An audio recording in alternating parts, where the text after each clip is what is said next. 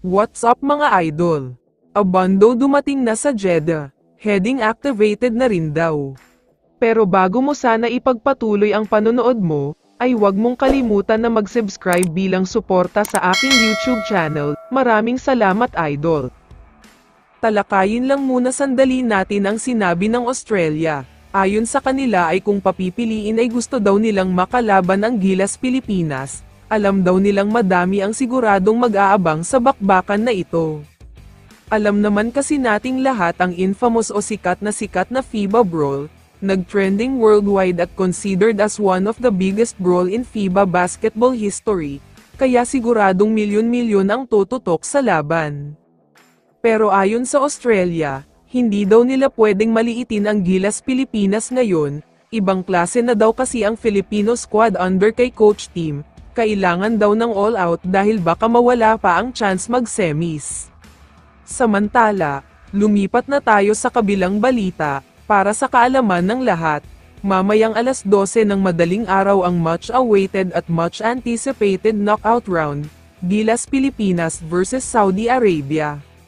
Puyat na naman lahat ng mga Filipino fans mamaya dahil siguradong madami ang manunood, pero ang problema ay may mga magsasabi na karamihan daw sa mga bumili ng tickets ay mga Saudi Arabian lang.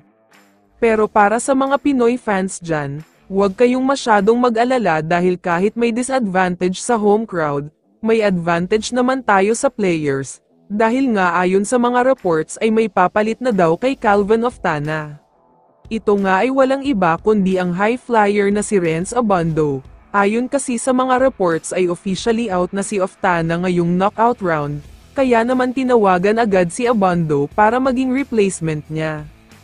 Hindi lang yan, dahil ayon sa mga reports ay kasama rin daw dyan si Jordan Heading, sabay na nga daw silang pumunta sa Jeddah at isasalpak na agad, total ay shooter si Heading at energetic si Abando kaya hindi kailangan ng practice.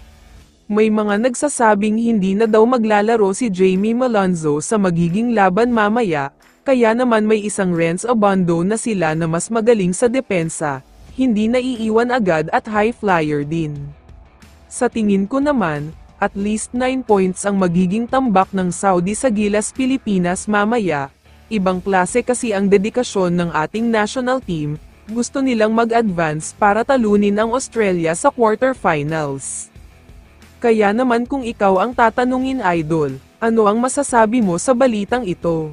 I-comment mo naman ang sagot mo sa tanong na ito. So dito na nagtatapos ang video na ito. Maraming salamat sa pagsuporta at panonood mga idol. Ingat at bye-bye.